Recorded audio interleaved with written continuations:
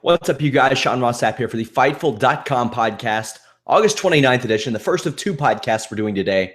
Showdown Joe and myself weren't here Saturday and Sunday to cover this UFC on Fox show, so we're doing it now. A bit of an abbreviated show, but myself and Rob will be back later tonight to talk Raw and all kinds of news. This show brought to you by DraftBeast.com. We are going to be the leader in fantasy sports at DraftBeast soon. I say we like I'm a part of it. But I feel like I'm a part of it because they're giving me a platform to take every dime out of the pockets of our listeners. When I beat you at head-to-head games, when I beat you at daily games, it's going to happen. DraftBeast.com is the place to give me all of your money, folks. So please do it. Also on it, go to our podcast page, Fightful.com/podcast. Open up any of those podcast pages and you'll see the On It link. Check out their great supplements, equipment, and apparel. I am joined by Showdown Joe. Joe, how are you? Doing good, my man. I just can imagine all our hardcore fantasy viewers right now thinking, oh, I'm taking Sean's money. I can't wait. He's talking all this trash. Easy pickings for some of them.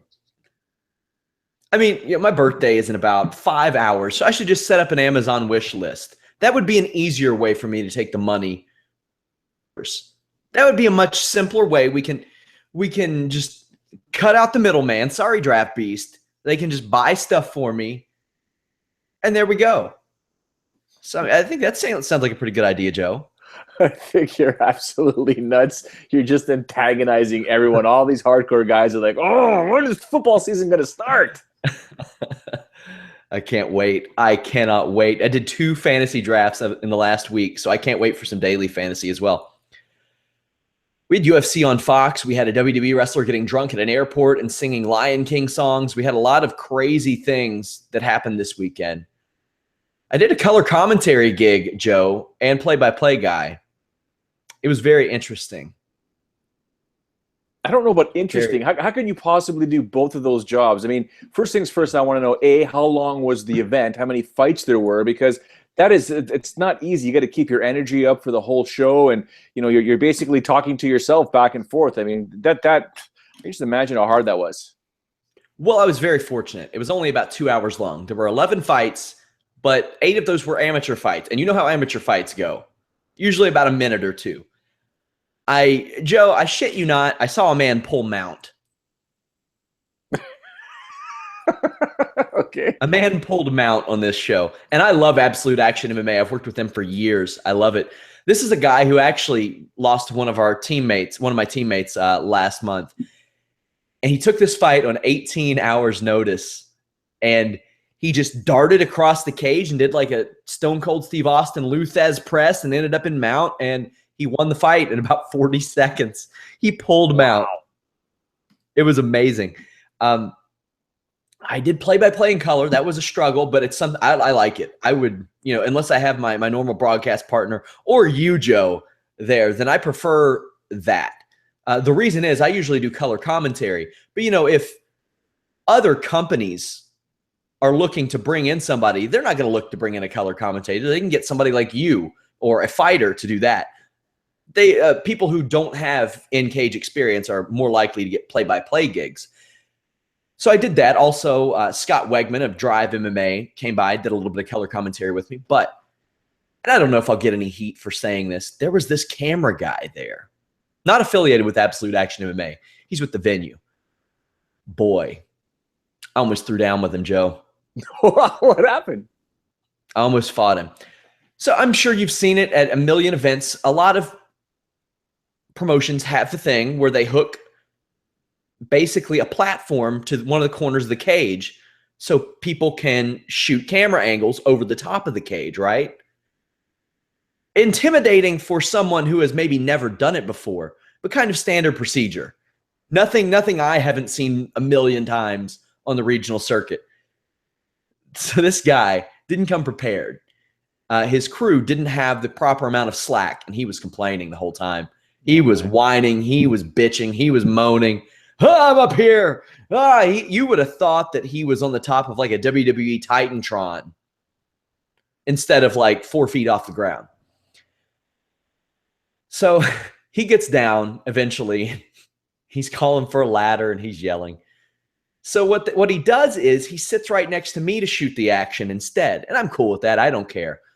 Until he starts complaining and bitching and moaning into another mic that they had set up, a live mic. Oh, no, no, no, no, no, no, no, no. Oh, yeah. Oh, yeah. I was mad. And I was confused at first because I had these voices inside my head. And I didn't know where they were coming from. I didn't know the guy had sat down next to me yet. And I'm hearing this stuff like, can you believe this shit? Can you believe this shit? And I'm like, no, I can't. What's going on? Looking around, and then I see him. So in front of him, I pulled a plug out, and I was like, okay, problem solved. No big deal. So he stands up repeatedly. And there are people behind him who paid for front row seats that can't see now. And I'm like, dude, you got to sit down. And he does for a brief moment. Because, you know, AAMMA pays my bills. If people aren't coming to those shows, then they can't pay me either. So the guy goes back around for a while. Luckily, Scott Wegman of Drive MMA came over and did some color commentary, got this cameraman goon away from me for a little bit. And then I just removed my headset after a while because I'm like, why the hell do I have a headset on? Who else am I listening for? I'm the only person on commentary. I'm not being fed any lines. And I hear the guy talking some trash in the main event, talking trash about the main event fighters who had a fantastic fight, mind you, including one guy who has fought, I think, 15 times over like 2.5 years. I have a lot of respect for people who do that. So he's trashing them. He's trashing the people that behind him, again, are saying they can't see. Dude, is this where you really want to be right now? Why are you here? You knew what you were getting into, or if you didn't know what you were getting into, maybe pass the assignment off to somebody else. It was about to go down. Luckily, cooler heads prevailed, and I didn't smack the guy because I just bought the suit jacket. I just bought the jacket. And I didn't get any blood on it during the event. I sure as hell didn't want to get any on it after the event. I don't like that. People showing up, covering an event. He wasn't covering it. He was filming it. No respect for the promotion that's paying him. No respect for the fighters in the cage. No respect for the audience. No respect for the broadcast team. I thought that was Bush League, not of Absolute Action MMA, but of the fellow who was doing the camera work from the venue. And I love the venue too. BB&T Arena. I love that place. And that guy got away unscathed?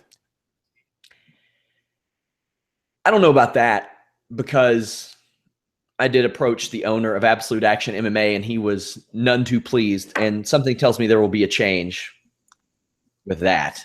But yeah, happier things went down. And I want to get into it before we even talk about this UFC card, Joe, because this is a story I think you'll appreciate. Are you familiar with the wrestler Mike Rotunda, IRS? Of course, yeah. Okay, his son, he has two sons in WWE, Bray Wyatt and Bo Dallas. Bo Dallas's gimmick was that he was like basically a motivational speaker, yada, yada, yada. Kind of fell off, the less successful of the two brothers.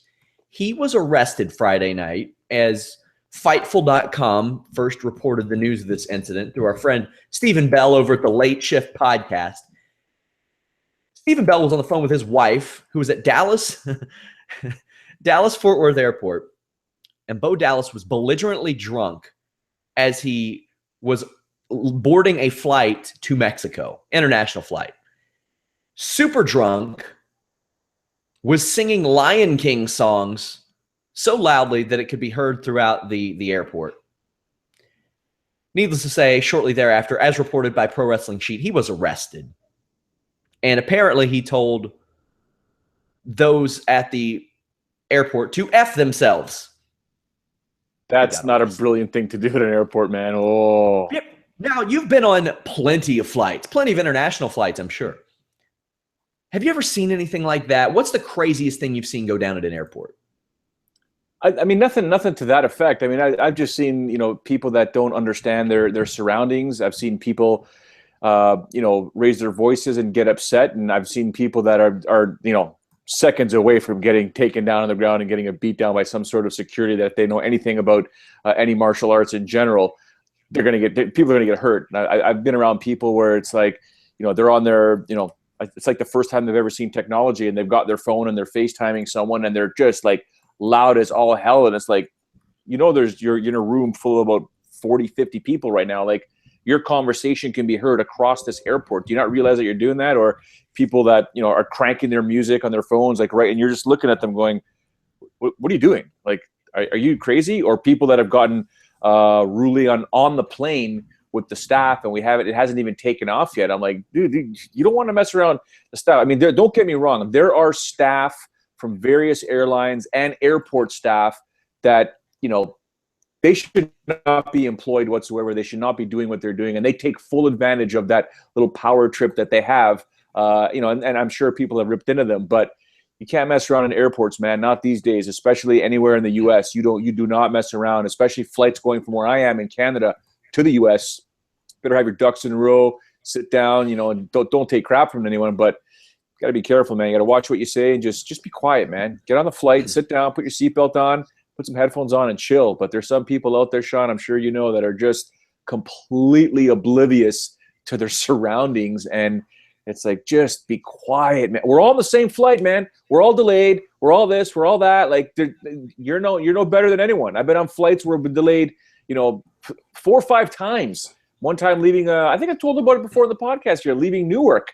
My flight got delayed by 4 hours, and then every hour thereafter was delayed for about 4 to 5 hours. 10 hours I was in that airport. What do you want me to do, man? There's nothing it's out of my control. It's out of your control. It's out of everyone else's control. If you can figure out a better action plan, do it. But other than that, shut up, man. Go order some food. Relax. Yeah, it's ironic because if Bo Dallas were to get drunk and sing Lion King songs on WWE TV, he'd probably be in the best career position he's ever been in with the company. But when you do it on an international flight, not so much. We'll talk about that more on the post-Raw podcast this evening as well. Yeah, Bo Dallas, crazy stuff going on with him. If you all haven't been to Fightful.com, go there, register, sign up. We've got tons of exclusives there. You'll get access to our forums, early access to several podcasts. You'll notice Joe and I are doing this show on Monday instead of Saturday. That will probably be the case. Well, I know it will be the case again next week at the very least because I'm getting married, so I will not be doing a podcast next weekend. So perhaps next Monday, depending on Joe's schedule.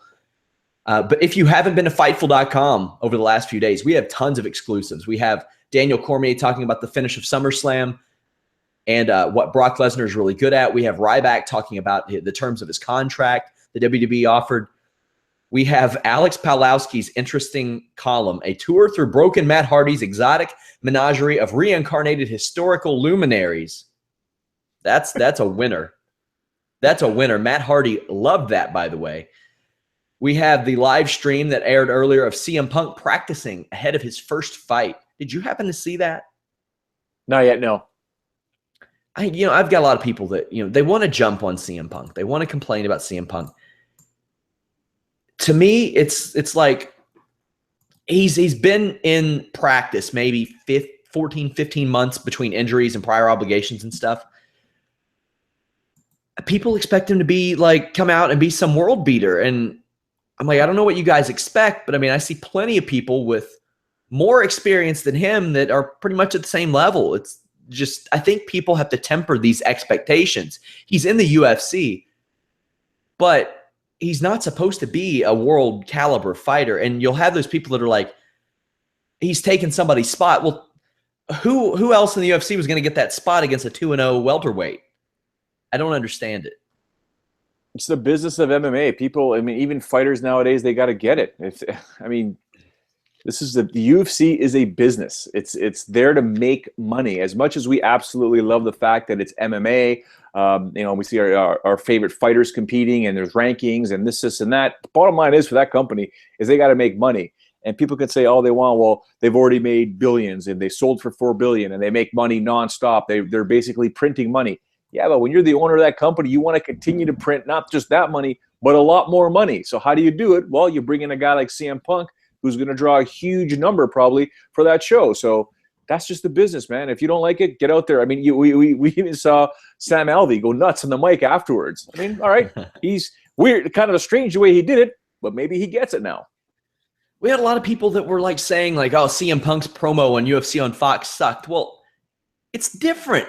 His promo isn't going to sell any more pay-per-views probably. I think everybody who's going to order that pay-per-view made up their mind in November or December of 2014 that they were going to do so. And that's not what they brought him in for. They didn't bring him in there to cut these like crazy promos, and he's not going to do that. He does have respect for the sport.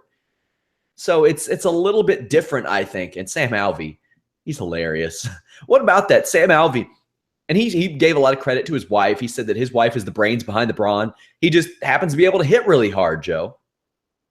I concur. I've been around Sam a couple times and saw the missus as well, and she runs the show. He's just a happy-go-lucky guy. Okay, take my hands. I'm just gonna get in the octagon. Who am I fighting? And she's hilarious. She's Krang, and he's Super Krang. She's the little brain that lives inside the big machine that goes after the Ninja Turtles, basically. Yeah, pretty much, exactly. I mean, and she's a sweetheart as well. Just the nicest soul you're potentially ever going to meet. And he's a good dude, man. Despite people saying what they say about him, he's a good dude. He's funny, and he went off on that. I was actually like, oh, when Brian Stan says, "Oh, I think you rehearsed that," I'm like, "Nah, Brian, you had to say that. Of course he did. Just let him enjoy it, man. Come on."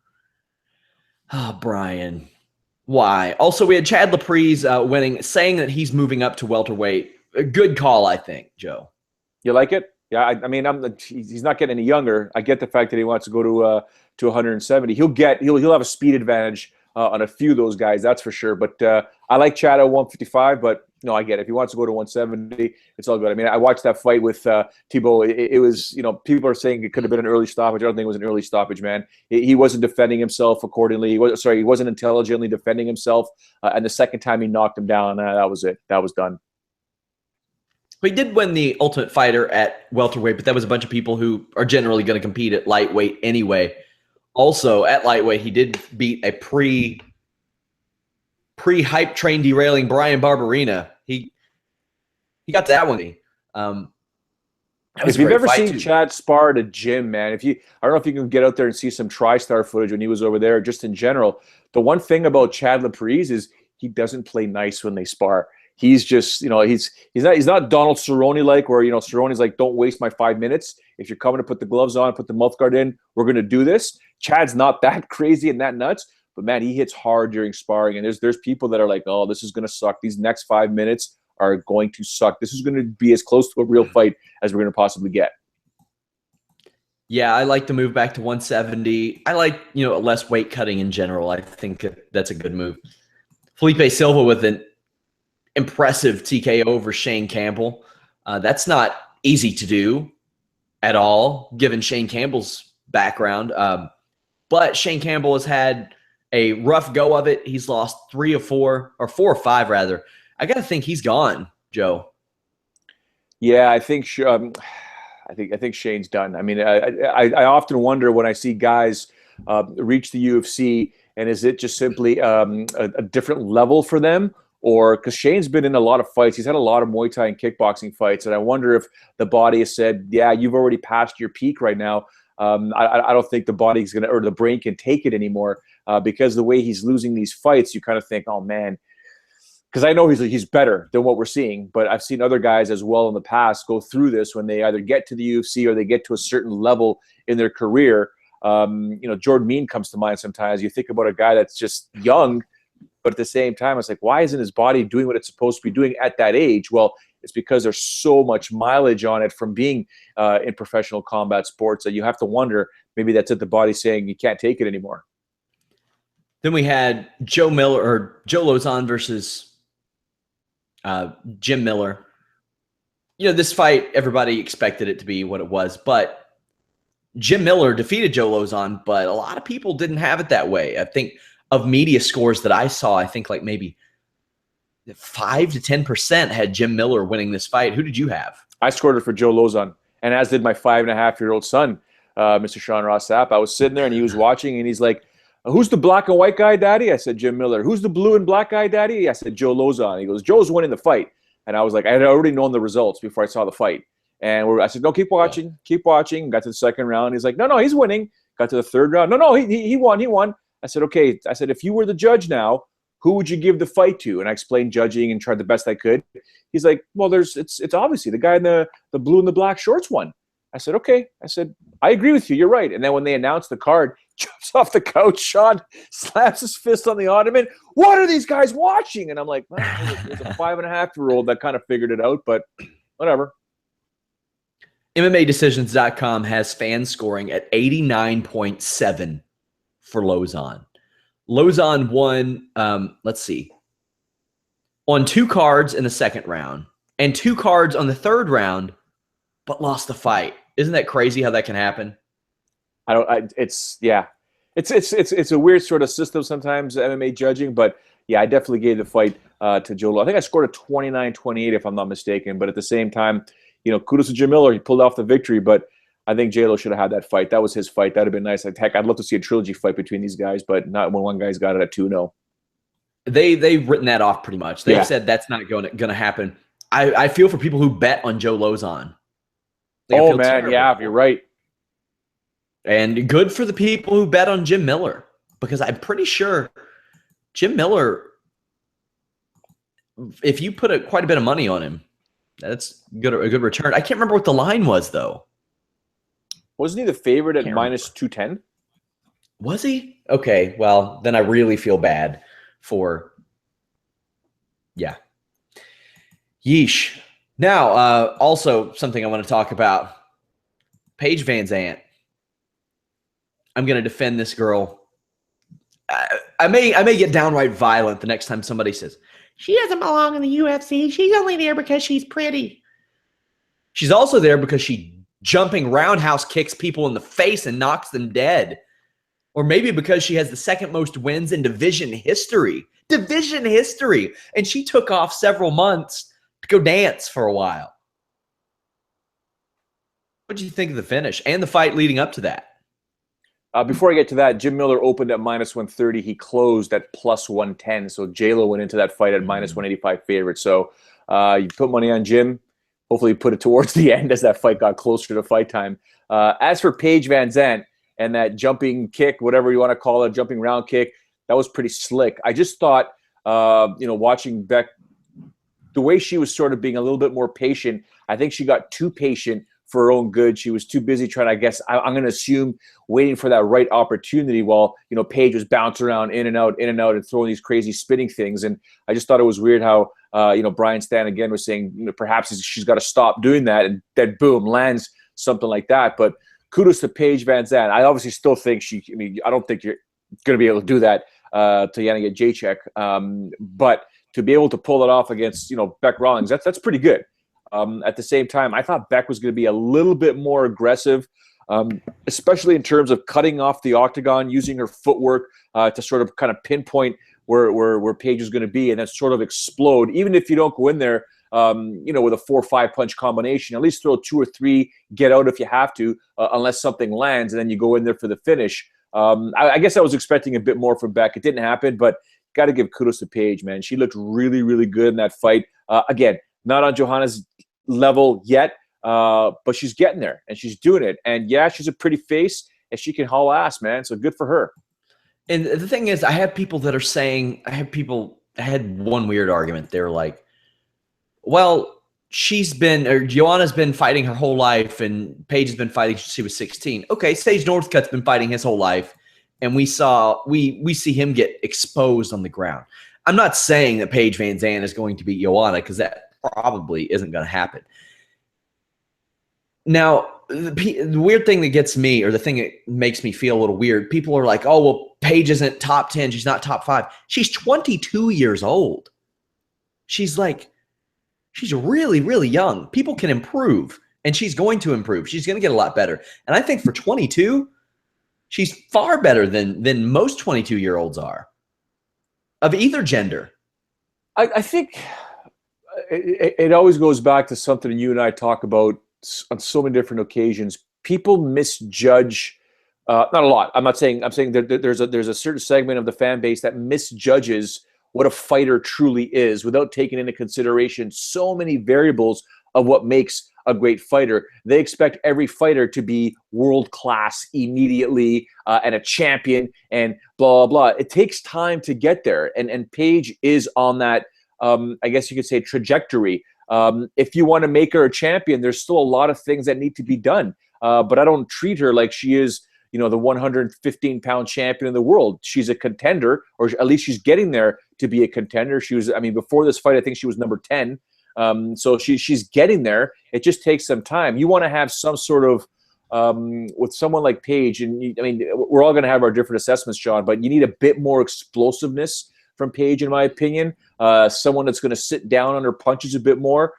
Despite having that speed advantage over Beck Rawlings, when you start moving up these rankings, it's going to get harder. It's not going to get easier. You're going to fight stronger fighters. You're going to fight, fighters that are faster. You look at, Johanna, pinpoint accuracy. What if Claudia Gadelha takes her down? There's a lot of work for Paige to be done, but she's young, and there's plenty of time for her to do it. They don't want to rush her. And believe me, if the UFC could have her as a champion, they'd love to have, this blonde bombshell as a champion, but a dominant champion at that, in my opinion, sort of like how Ronda Rousey was when she was a champ. She made herself a lot of money with that jumping kick. I'll say that much. Did you see that picture of her in midair? It was unbelievable. It's hard to think that she physically can jump that high, first off. But that was a magnificent kick, a great kick. So yeah, her kicking people's faces off has as much to do with marketing as anything, because you got to win, because there's plenty of pretty girls that just don't win fights. She's a pretty girl who happens to win fights. She is now, let's see, 1, 2, 3, 4 or 5-1? I think she's 4-1 in the UFC. Very impressive. Do you know if that highlight actually made it on SportsCenter in the States? Did it? Like, are you asking me, or are you telling me? Yeah, I know it's a Fox product, but do you think it made it onto to SportsCenter and stuff like that? I don't know. I'll find out. Anthony Pettis, also impressive. Back and forth fight between him and Charles Oliveira. This one was a banger. It was so awesome to watch this fight. What are you thinking about this move to featherweight for Anthony Pettis? He got the win, so obviously that paid off.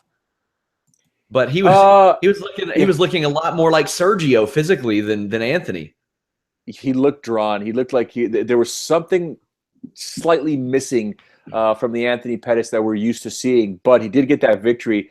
And when was it? Was it the first round when he landed those 2 body kicks where it just looked like a baseball bat going into Oliveira's ribs? I mean, that the one replay they showed in between rounds was just awesome. Like, I would hate to be Oliveira. I can understand why. I mean, if you've ever taken a body kick, ladies and gentlemen, even a knee in the wrong area of the abdomen, but it hurts, man. It does not feel well, and that's when you see guys looking at the time going, "Oh, this is going to suck." But the way Anthony landed that, I thought it was absolutely fantastic. He did look like he may have been fading, but Anthony is known to play possum. If you watch a lot of his fights, he knows how to play possum very, very well. And he'll throw the craziest things. If you notice, he doesn't throw always with power, but he will throw. He'll throw something out there in hopes that it'll sort of stun the opponent or shock the opponent, and then go in there and really pick up the pace. But overall, I was definitely impressed with the performance. Did I think he was going to win by submission? I didn't really put that in my article, Sean, as you know. I just kind of like, I think he's going to win this by a TKO. If it's going to happen, it'll be by a KO or TKO. But the guy's ground game is fantastic, and the fact that he submitted Charles Oliveira, very, very impressive. Yeah, I like the move to 145 that put some new blood in that division, which maybe needs a little bit of it. With Chad Mendez gone, you don't know if Conor McGregor's coming back. You have the same guy who was at the top for 10 years back at the top as of right now. So, yeah, they needed an Anthony Pettis there. So I'm cool with that. I thought that the fight was fantastic. I thought he performed well. So good for him. I just hope he can safely make the weight. Well, the other thing is that, he took out Oliveira, who's at number 6 on the fight rankings right now on UFC.com. And you remember my old theory that sometimes your ranking number is like your own little belt, and if you lose it to somebody, they get that position. It doesn't always make sense, but where do you put Pettis now? Do you give him that number 6 spot ahead of Jeremy Stevens and Dennis Bermudez and Ortega and Hakran Diaz? I mean, that put him right behind Cub Swanson at number 5, getting much closer to that big fight that we've always wanted to see with Jose Aldo Jr. and Anthony Pettis. So it'd be interesting to see where he ends up. I mean, if you had an opportunity, would you put him at number 6 right there? Let me take a look at it. We won't find out until like Friday night because UFC really slacks on their rankings now. I thought they updated it on Tuesday nights. These guys. They used to update it on Monday nights. Then it became Tuesday nights. Now it's more like Wednesday evening-ish. Now, if you're lucky, they'll update them at all. Yair Rodriguez, I'd like to see that fight first off. That'd be sick. That would be really fun to watch. Evans there. Who did he just beat? Barao, I think. Okay, he just beat Barao. That's a pretty big win.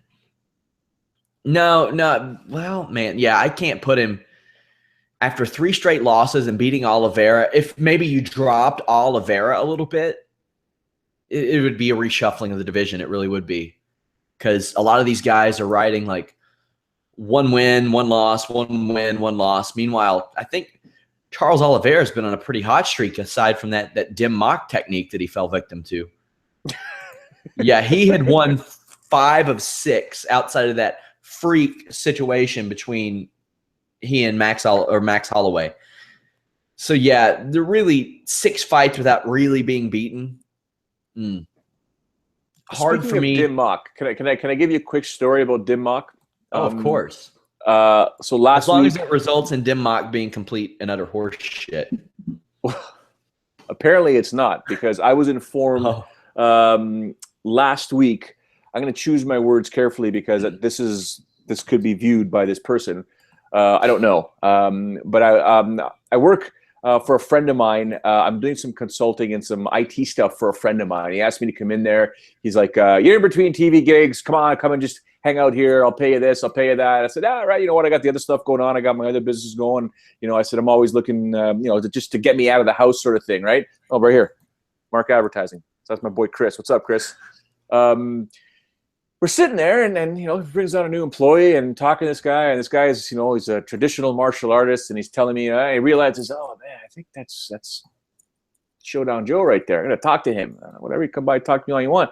Well, he proceeded to explain to me how, he's thinking about getting back into training, and what's a real martial art that he should be training in. I said, well, you should be training MMA. He's like, no. He goes, I'm talking about something that'll work in the streets, that'll help me defend myself. And I said, yeah, mixed martial arts will definitely help you.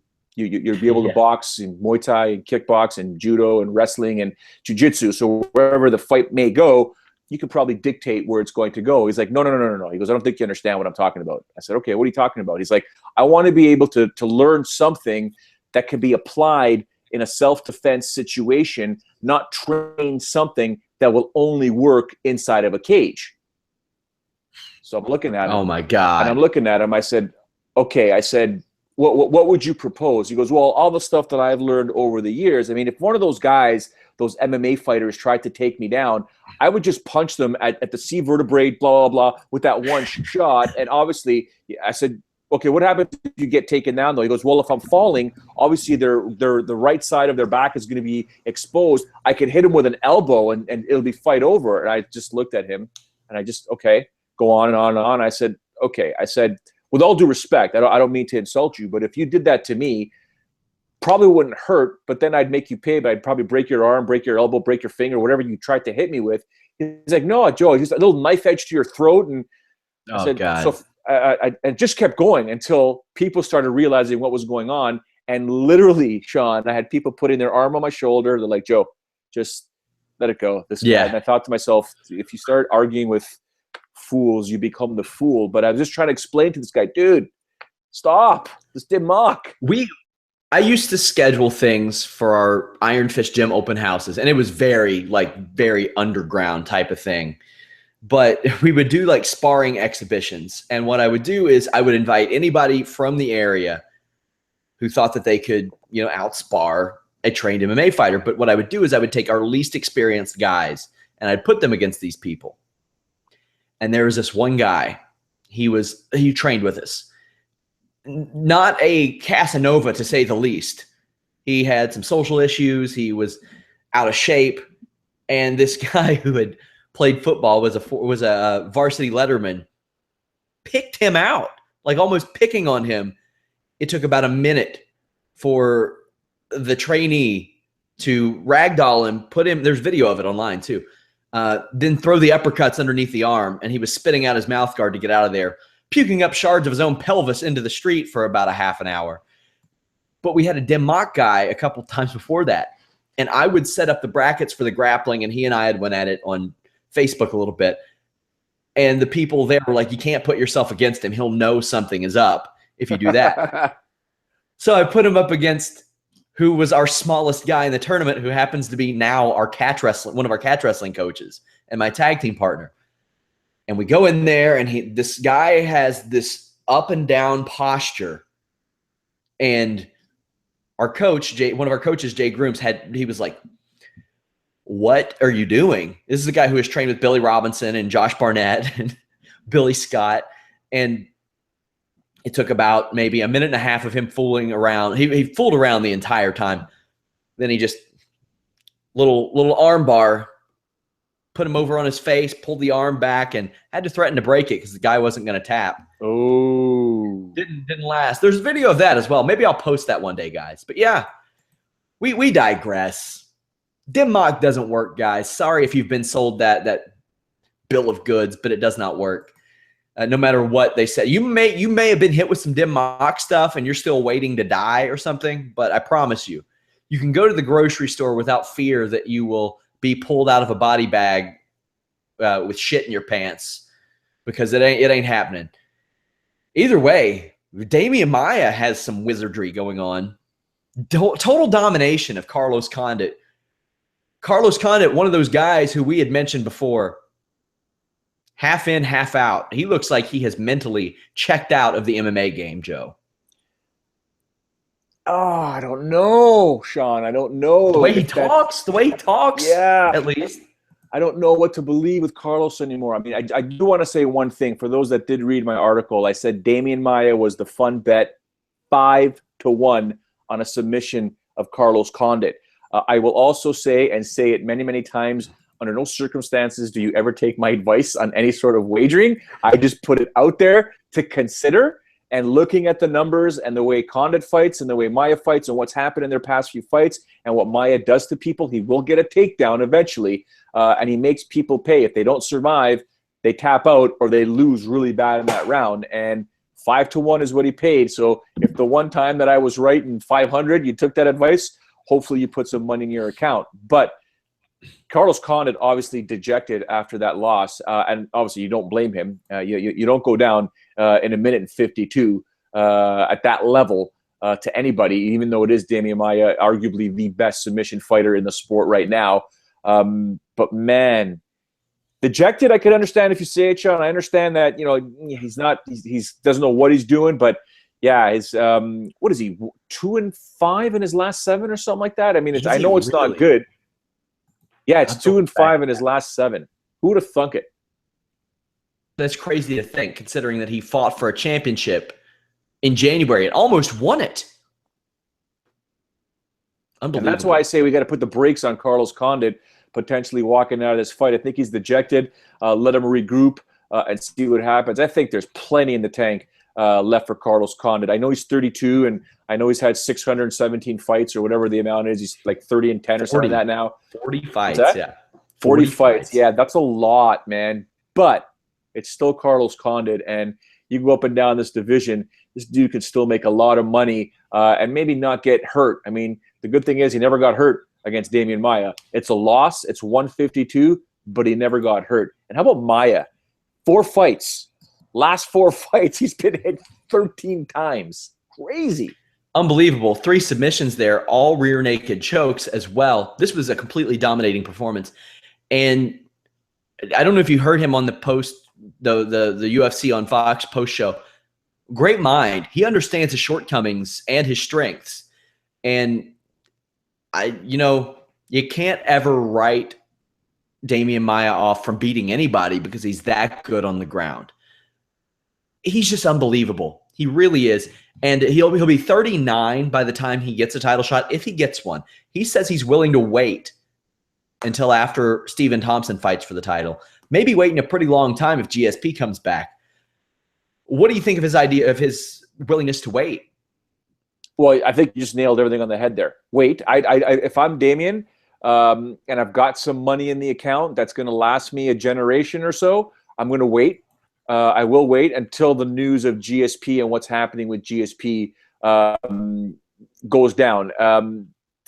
If you wait and you know GSP is getting a title shot, you got to take a fight. You need a payday. You got to be smart about it. You can still remain relevant depending. Maybe you fight the loser of the title fight between Teron Woodley and Stephen Thompson if that one goes down.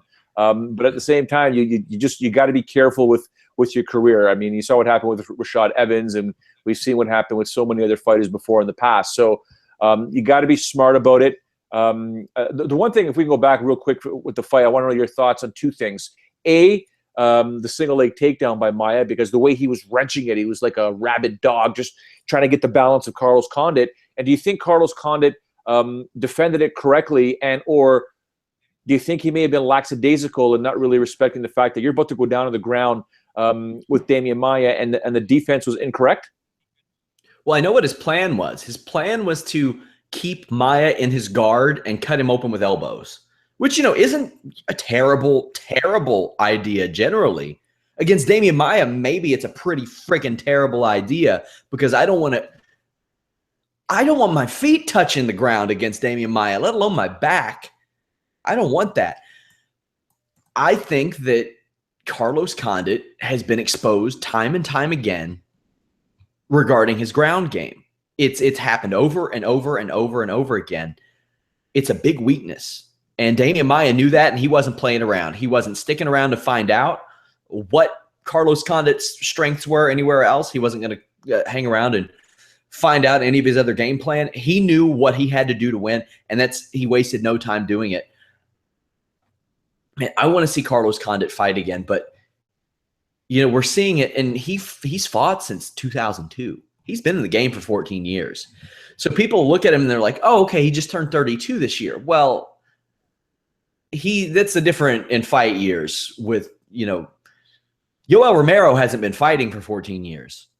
So, he'll fight probably, much later. Obviously, he already has than Carlos Condit. So, and we talk about Damian Maia sitting out over the past year. I mean, I'm looking at it, and he made over $200,000 on Saturday. He made, another near $200,000, including the Reebok stuff in May. Probably about $185,000 in December. Then another $200,000 plus last August.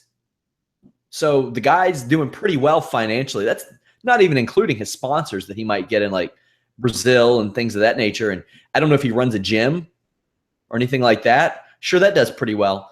So I don't think he's hurting for money or anything. He could wait, and why not wait for a title fight, Joe?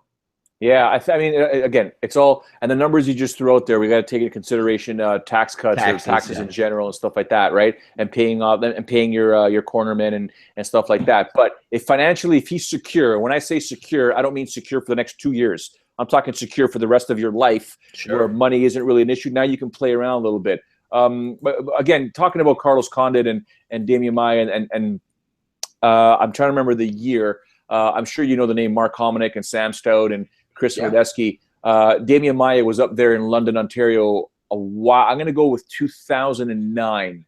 So that puts us 7 years ago, 2009, 2010, around there. I went up there to interview Damian Maia, and I put the gi on, and I got to roll with him. Just total, way after everything, and I got to roll with him, no gi and gi.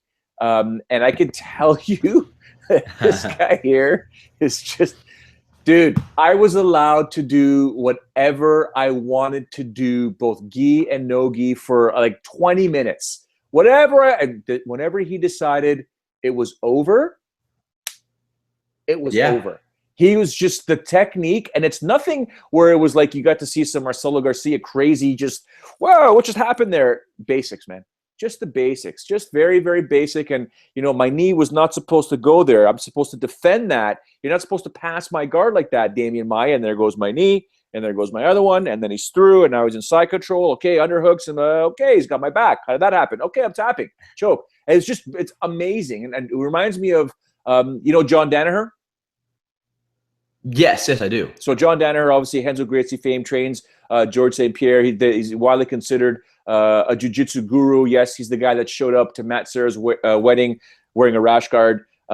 He's just, and in conversations with him, I know it's a dim. This could be like a dim mock for jiu-jitsu, bro. Like it was one of those things where he's like, if you put the body in this position, watch what happens. Bang, there goes the knee, or there goes the leg. You put the body here, you put pressure there, you wait, you turn, bang, there goes the arm there. He goes, little small things like that is what Damian Maia does and Rickson Gracie does back in the day. And what we teach our fighters here, the difference is in mixed martial arts, you can also punch, which creates openings. And if you notice, Damian Maia, since he complained about that one fight 3 or 4 times ago, or 3, 4, maybe 5 fights ago, he's like, I forget that I'm doing MMA. I can punch to set up some of my openings. And you see that now where it's not even a real punch. It's just to get the guy moving for a second, and then bang, he gets what he wants, takes the back, or does what he has to do. And he's just an unbelievable submission fighter. And again, we could say what we want about Carlos Condit's game and how it's exposed. It's just Damian Maia is so just beautiful and majestic at what he does on the ground. Impressive performance out of Damian Maia. Guys, we are back Wednesday evening, myself and Showdown Joe. And then we'll probably be back, I'd say maybe next Monday. It depends. It depends. Maybe still reeling from all that marriage stuff. A, you got a wedding that you got to take care of and survive that. B, Monday, a Canadian holiday. So both of us may not be in the best of conditions, but we should be able to some way, somehow figure out how to do this podcast.